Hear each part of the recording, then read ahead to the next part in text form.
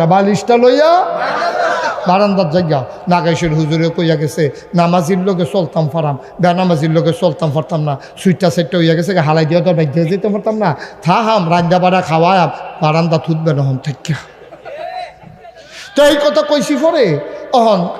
মহিলারা যে এটা এমনি আমল করবো আমি তো আর বুঝছি না। আমি তো ওয়াজের মতো ওয়াজ করে আইয়া পড়ছি বেড়াইতে যখন ওয়াজ শেষ করিয়া বিড়ি টানতে টানতে তারে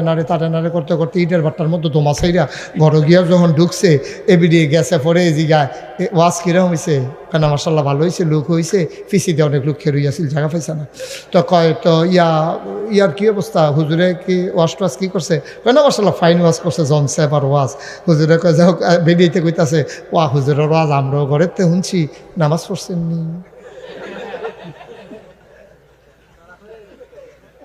তখন হাতে কয় নামাজ তো পড়ছি না বালিশটা লইয়া